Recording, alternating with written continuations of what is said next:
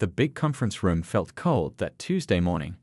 Alex Morgan sat in the back corner, watching the 5 senior partners laugh among themselves. They wore expensive suits and confident smiles. Alex clutched her folder tightly, waiting for her turn to speak. "And now, let's hear from our young director about her interesting proposal," said Mr. Thompson, the company president. His voice had that same tone adults use when talking to children with big imaginations. Alex stood up and walked to the front. At 32, she was the youngest director in the company's history. But to these men, she was still just the girl who started in the mailroom 7 years ago. "Thank you for your time today," she began. Her voice was steady despite the butterflies in her stomach. "I believe we have an opportunity to completely change how we approach the Eastern market." 10 minutes into her presentation, she could tell they weren't really listening. Mr. Peterson checked his watch 3 times. Mr. Rivera was answering emails on his phone. Only Mrs. Wu seemed to be paying any attention at all. In conclusion, Alex said, "If we adopt this strategy, we could increase our market share by at least 30% within 6 months. The room fell quiet for a moment before Mr. Thompson cleared his throat. "Well, that was certainly ambitious, Alex. But I think you're overlooking some basic realities of our business." He turned to the other partners. "Don't you agree?"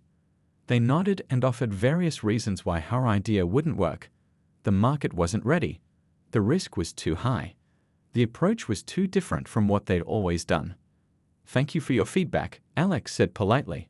She gathered her papers and slides while they moved on to the next item on their agenda. Walking back to her office, Alex passed by the break room where 3 junior staff members were getting coffee. "How'd it go?"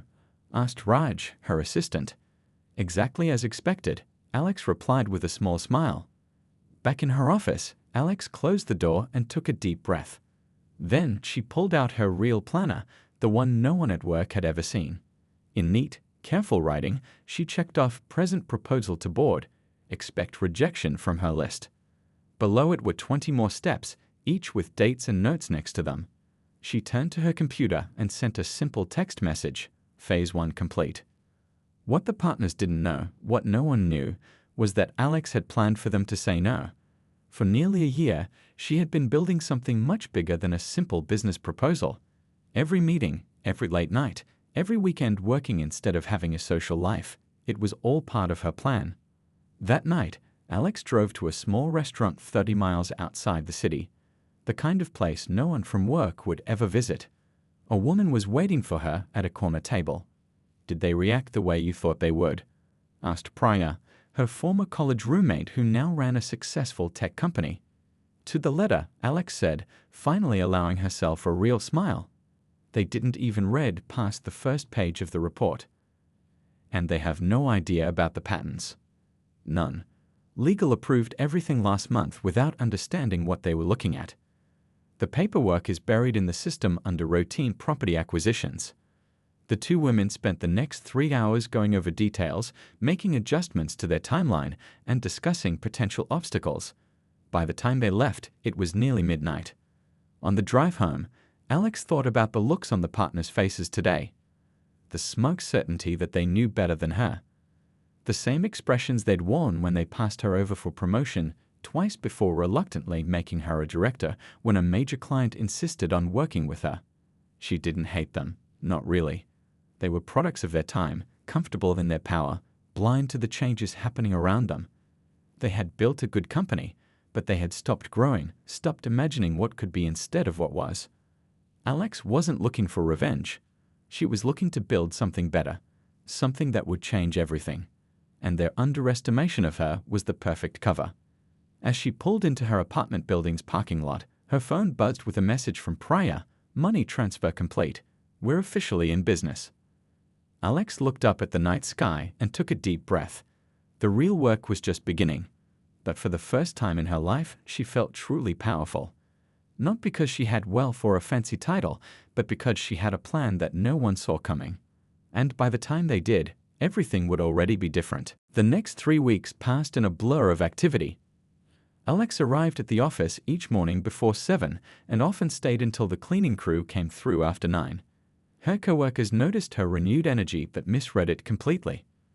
Poor Alex, she overheard Diane from marketing say in the break room, working herself to death to make up for that disaster in the boardroom.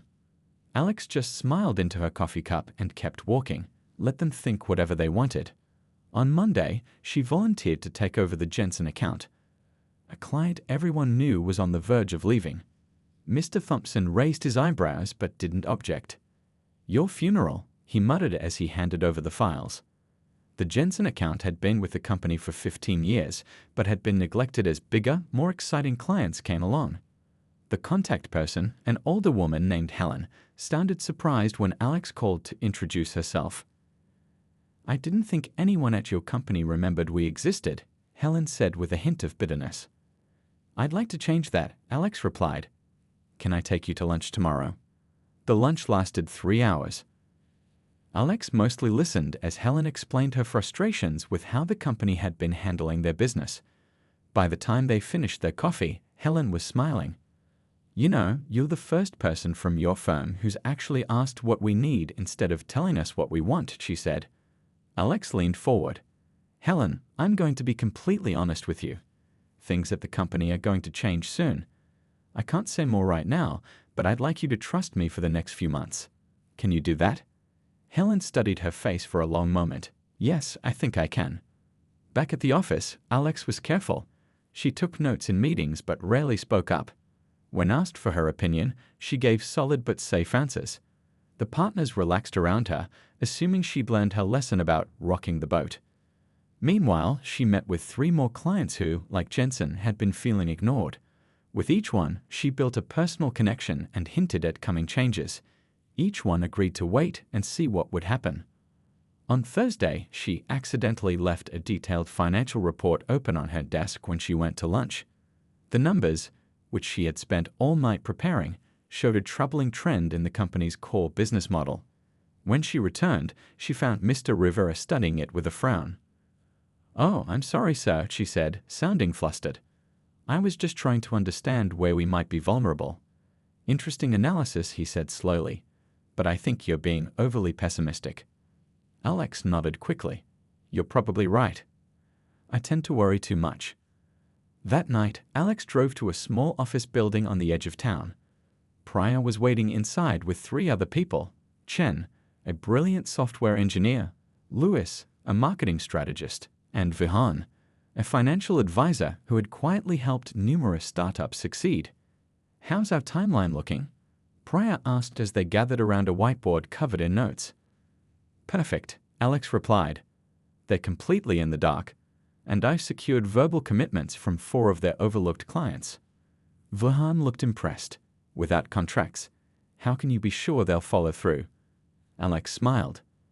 "Because I've shown them respect that they haven't gotten in years. Trust goes both ways." The group worked until midnight, refining their plans and assigning tasks for the coming weeks. As they were packing up, Chen asked the question that had been on everyone's mind.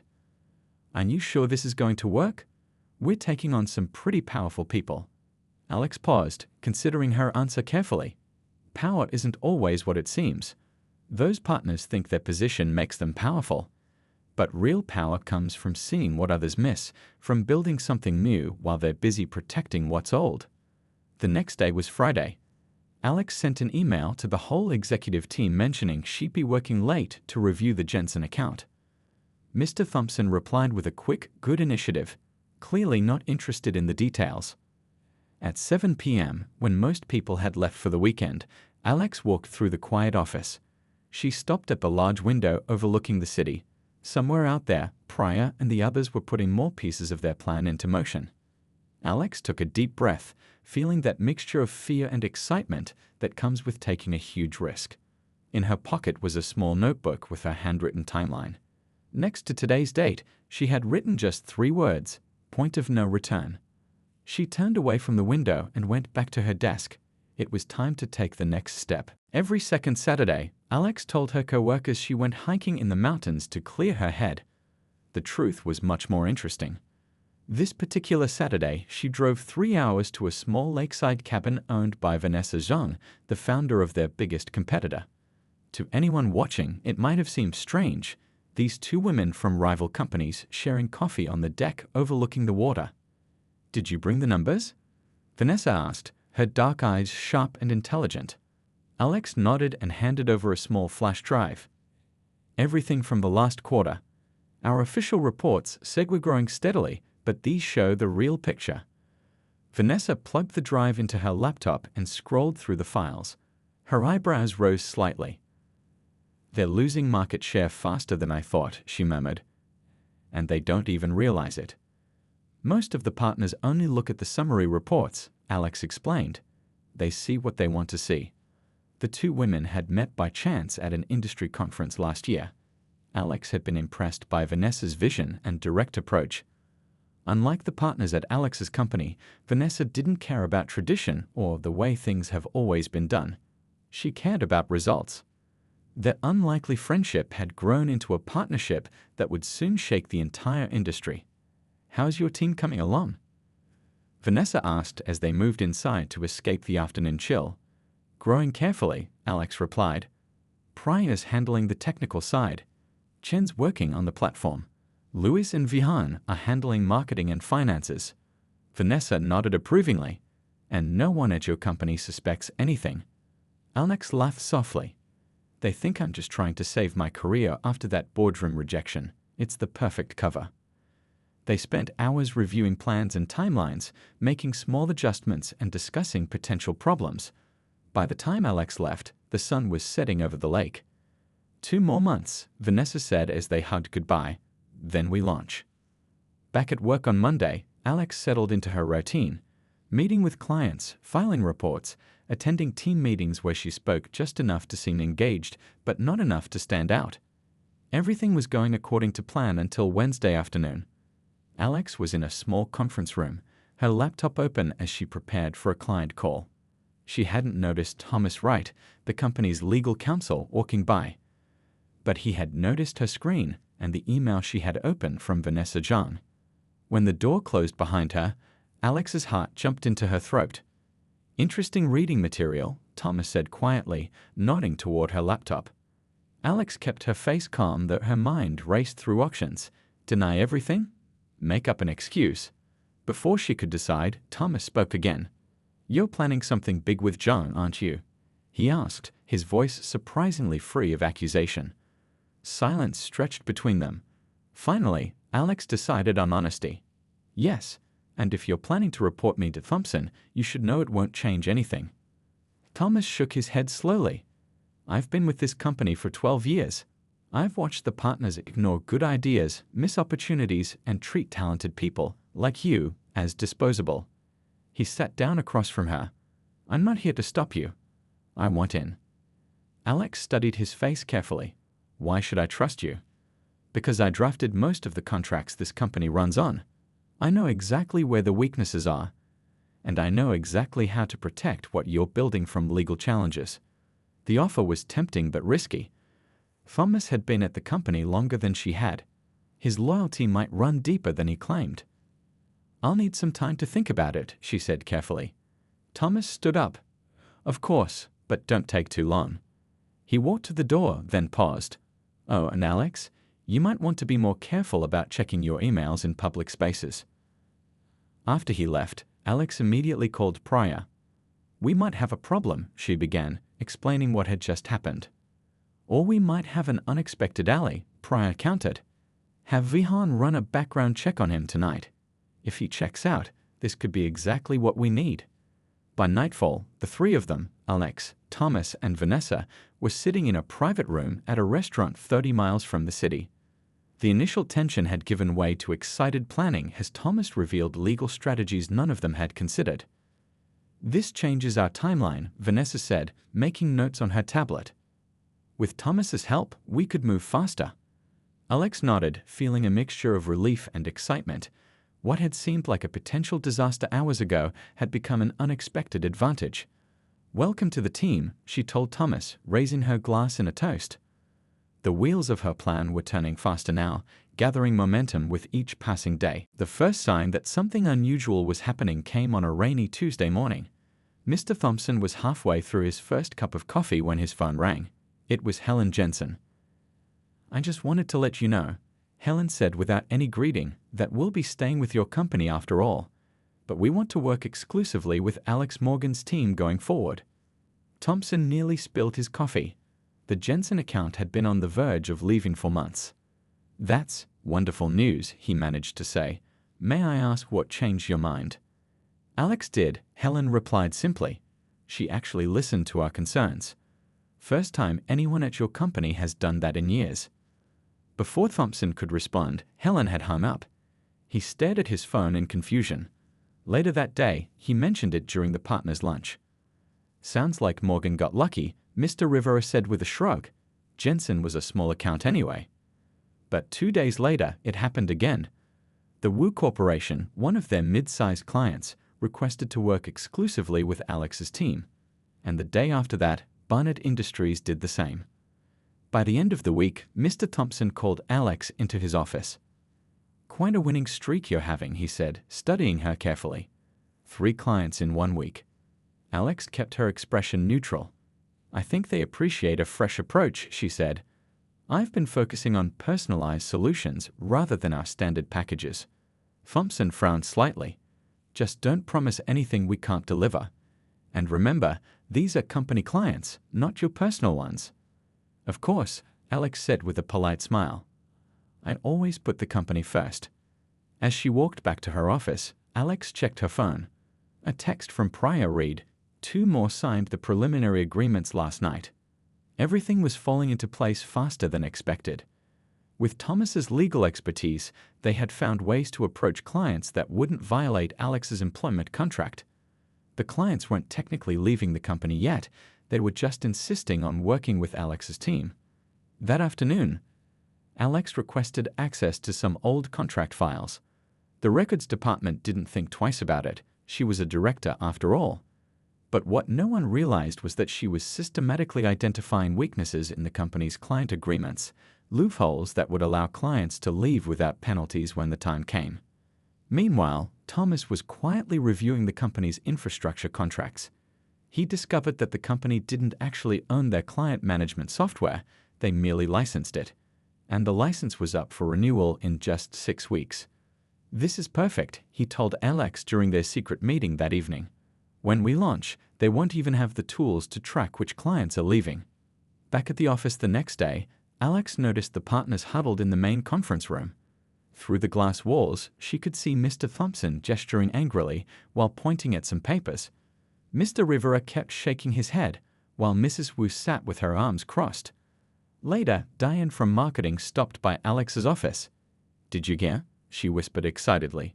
"Quarterly numbers came in. We lost market share for the first time in 5 years. Thompson is blaming the economy, but Wu thinks it's because our approach is outdated." Alex looked appropriately concerned. "That's worrying. Do they have a plan to address it?" Diane shrugged. "Emergency board meeting tomorrow.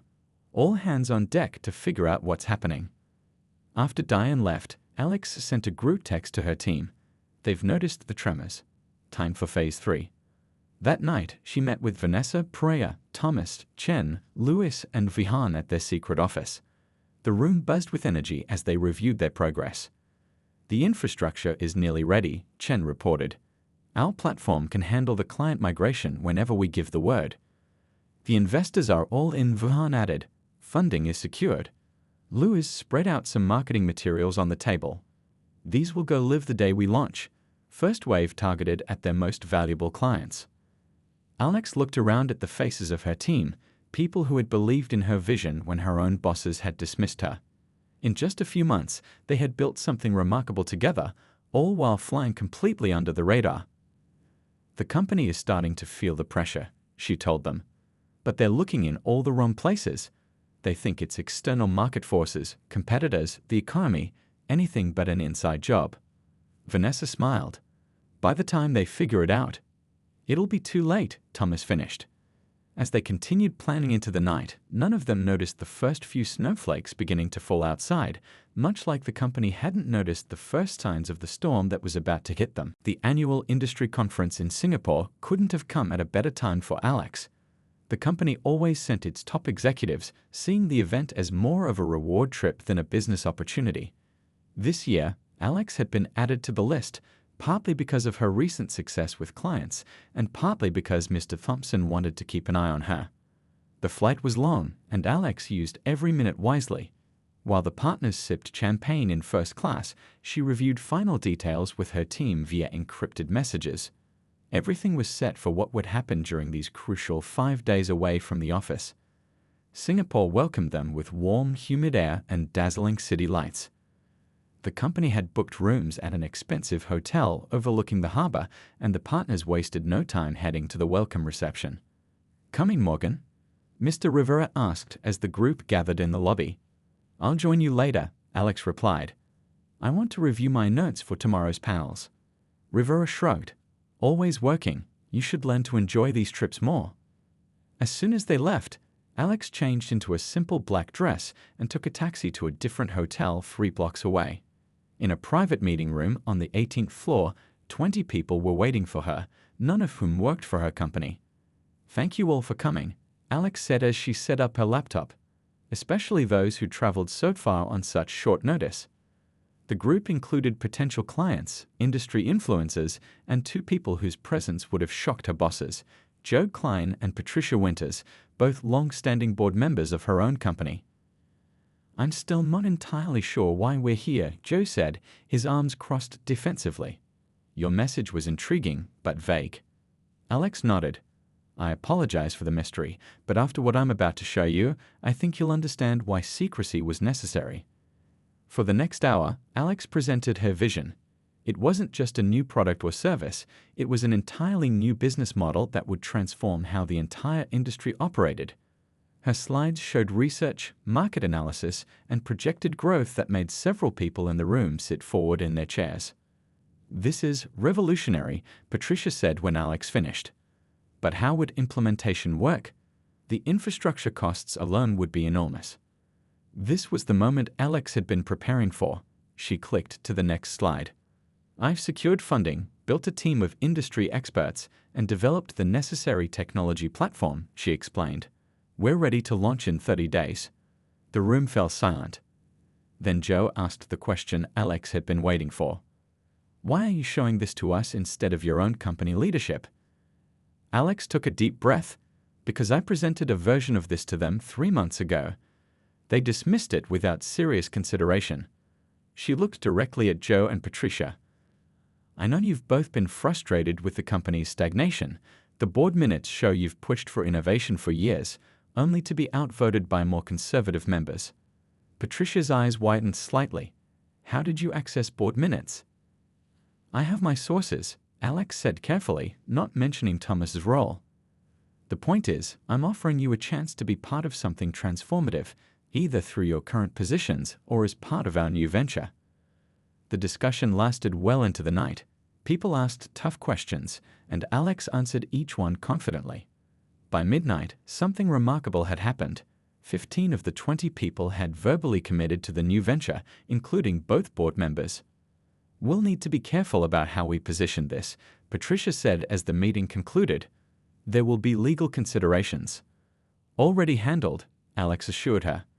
"We have a clear path forward that protects everyone in this room." As people filed out, Joe hung back. "I've been on the board for 11 years, he said quietly. "In all that time, I've never seen anything like what you just presented." Alex wasn't sure if that was a compliment or a concern. "Is that a good thing?" she asked. Joe considered for a moment. "The company has become too comfortable, too set in its ways. Sometimes it takes an earthquake to create new landscapes." He extended his hand. "Count me in." Back in her hotel room, Alex couldn't sleep. The adrenaline of the meeting still coursed through her veins. She stood by the window, looking out at the Singapore skyline glittering with thousands of lights. Her phone buzzed with a message from Pryor. "How did it go?" Alex typed back, "Better than expected. Both board members are in. 15 commitments total." Pryor's response came immediately. "That's not just success, that's a landslide." Alex smiled as she looked out at the city. Across town, her bosses were probably enjoying expensive dinners and networking events, completely unaware that the ground was shifting beneath their feet.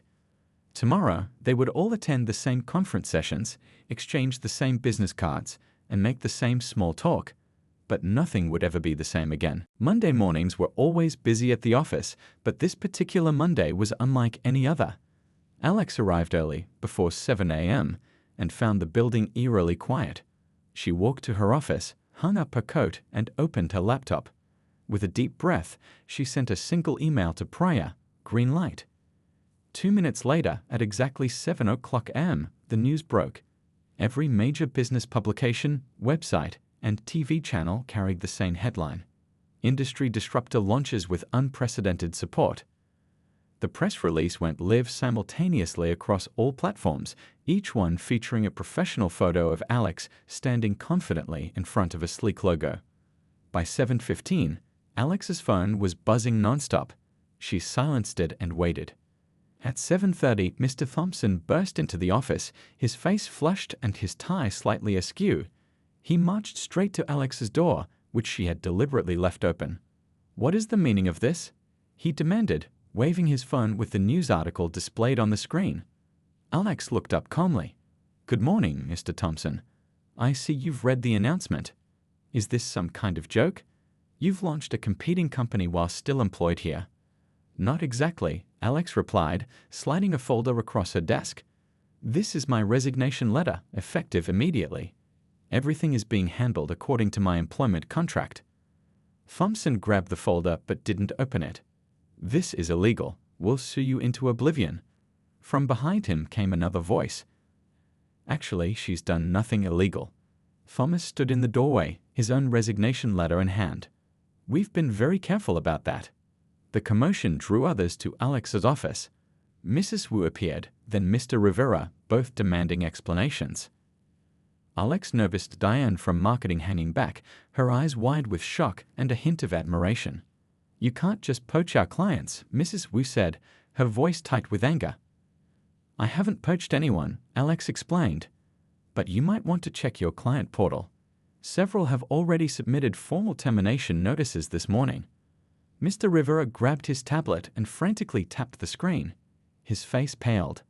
"Jensen, Wu Corp, Barnett, they're all terminating. What did you do?" "I listened to them," Alex said simply. "I built something that addresses the problems they've been telling you about for years, problems you chose to ignore." By 9 a.m., the company had called an emergency all-staff meeting. Alex and Thomas didn't attend. Instead, they walked out of the building together, crossing the street to the glass tower directly opposite, their new headquarters. The office space was already set up with workstations, meeting rooms, and their company logo displayed proudly on the wall. Priya, Chen, Lewis, and Vihan were waiting, along with 20 new employees hired over the previous month. "How's the market reacting?" Alex asked as she set down her box of personal items. Vihan grinned and turned his screen toward her. "Our investors are ecstatic. Your old company's stock has dropped 17% in the first 2 hours of trading." Through the large windows, Alex could see into her former office building. People were gathered in groups, talking animatedly, some looking across the street toward their new offices. She felt no malice toward them. Many were good people caught in a stagnant system. By noon, the news had spread throughout the industry. Alex's phone showed over 200 missed calls and messages from clients, former colleagues, and even competitors. One text from Joe Klein simply read, "Masterfully done. Board meeting in chaos." At 2 p.m., Alex stood before her new team for their first official meeting. "Today marks the beginning of something extraordinary," she said, "not just for us, but for the entire industry. We're not just here to compete, we're here to transform." She revealed their first major announcement. They had secured exclusive rights to a breakthrough technology that would make their former company's core services obsolete within months. "How did you manage that?" asked one of the new team members. Alex smiled. "Let's just say it involved identifying a gap nobody else was paying attention to." What she didn't mention was that the technology had been developed by a small startup that her former company had dismissed as irrelevant last year, another opportunity they had failed to see while chasing bigger, more established clients. As evening fell, Alex stood at the window of her new office. Across the street, lights still burned in the conference room of her old company. She could see figures moving around, gesturing urgently, probably trying to develop an emergency response plan. But they were already too late. The clients had spoken, the market had responded, and tomorrow's headlines would be even bigger than today's. On her desk sat a framed quote she had carried with her for years. They didn't see it coming because they never looked where you were standing. 1 year later, Alex stepped onto the brightly lit stage of the Grand Hotel Ballroom. The audience of over 500 industry professionals rose to their feet, applauding as she approached the podium. The spotlights felt warm on her face as she looked out at the crowd. "Thank you," she said when the clapping finally died down. "I'm truly honored to accept this Innovator of the Year award." The crystal trophy gleamed under the lights as she placed it on the podium. So much had changed in 12 months, more than even she had predicted. Her former company, once an industry giant, had been acquired 6 months ago by Global Enterprises for less than half its previous value. Most of the partners had been let go or demoted to minor roles. Mr. Thompson had retired early, citing personal reasons, though everyone knew he'd been forced out by angry shareholders. As Alex looked out at the audience, she recognized many familiar faces. Joe Klein and Patricia Winters sat at a front table, now both serving on her board of directors. Pryor, Thomas, Chen, Lewis, and Vihan were there too, each now heading different divisions of her rapidly growing company. And scattered throughout the room were faces from her past, former colleagues who had either joined her new venture or remained with what was left of their old company. Some smiled warmly at her. Others couldn't quite meet her eyes. "When I started this journey," Alex continued, "many people asked if I was motivated by revenge. Was I trying to get back at the people who dismissed my ideas?" She paused, letting the question hang in the air. "The answer is no. This was never about tearing something down. It was about building something better." She clicked a remote, and behind her appeared a slide showing their company's growth over the past year. A steep upward line that showed no signs of slowing. "We've created something that didn't exist before. We've solved problems that clients have been facing for years. And in doing so, we've changed how this entire industry operates." Alex clicked to the next slide, which showed their client satisfaction ratings nearly double the industry average. "But perhaps what I'm most proud of isn't the numbers, it's the culture we've built." She gestured to her team. "We've created a place where good ideas are heard, no matter who they come from, where innovation isn't just a buzzword, but a daily practice." From the back of the room, a hand went up during the cue and a portion. Alex recognized Diane from marketing, who had joined her company just 3 months ago.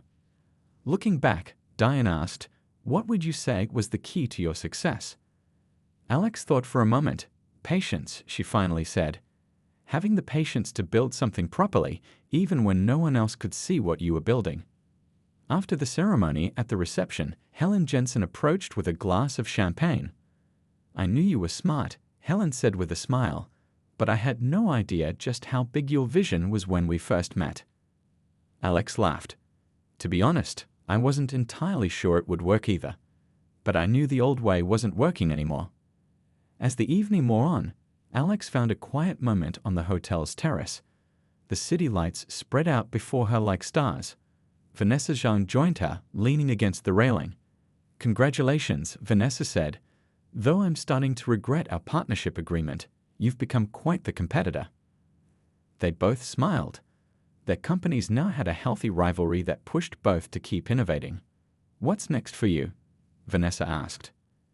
Alex looked out at the city. "Tomorrow, we announced the mentorship program." It had been her passion project for months, a program designed to identify and support overlooked talent in the industry. People with great ideas who just needed someone to listen. "We're starting with 20 participants," Alex explained. "People from all backgrounds, all levels of experience. The only requirement is that they have vision and drive." "And who's going to mentor them?" Vanessa asked. "All of us. Me, Praya, Thomas, everyone on the leadership team." Alex turned to face her friend. "We're even inviting some former partners from my old company to participate, the ones who've learned from what happened." Later that night, back in her hotel room, Alex opened her laptop to review her schedule for the coming week. Her inbox was full, her calendar packed with meetings, presentations, and strategy sessions.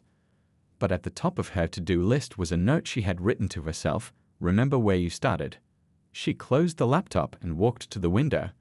Success hadn't changed her fundamental belief.